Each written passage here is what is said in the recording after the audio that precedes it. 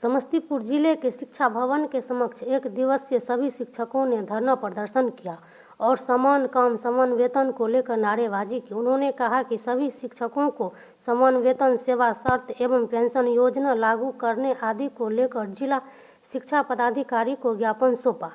सभी शिक्षक संगठन द्वारा इस धरना का आयोजन किया गया।